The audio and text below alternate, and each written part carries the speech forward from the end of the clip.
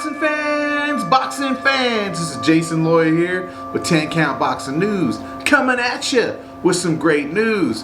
What do we got here today? Boxing fans, we got Dynamite. Daniel Dubois is back and he's ready to throw down with Bogdan, Dinu. After a vicious loss to Joe Joyce by a TKO stoppage, Daniel Dubois is on a comeback, and rightly so. Dubois has all the tools in the shed to become the heavyweight champion of the world. It might have just been a little early for him, and Joe Joyce might have been a little bit too much for him at that moment in his career. But that was an incredible fight, and Joyce did everything he needed to do to take out Dubois with this nothing but the jab. Now, every time that he got caught slipping, he got hit with some really hard shots.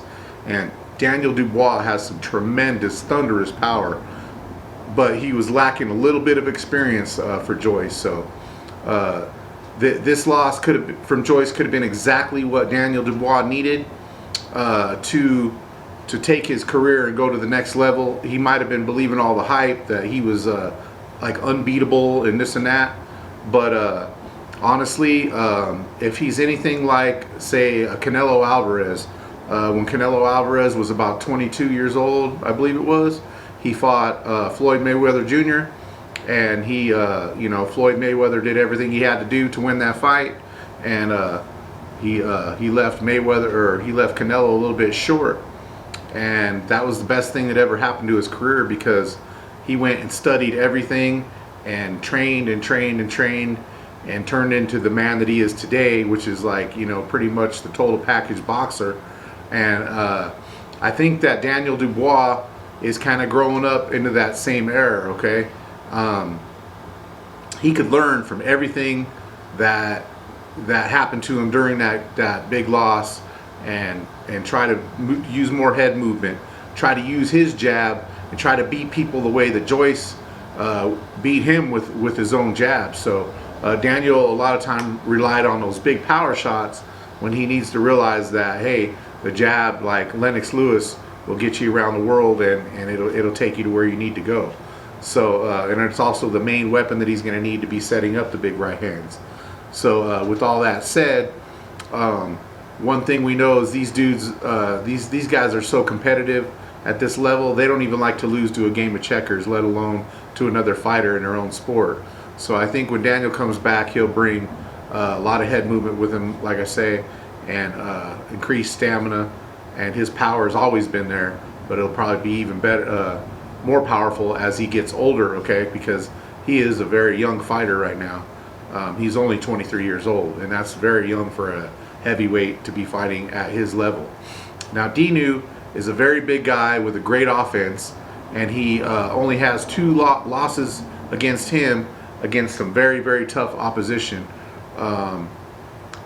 Very good offense. He's a very offensive fighter, and he's only been taken out by Big Baby Miller, and Lord knows if he was juicing when he was fighting this dude. I don't know, because Big Baby's been caught more than once doing this stuff, and I hope he's done with that stuff. But I really like Big Baby, so so hopefully he's over that situation.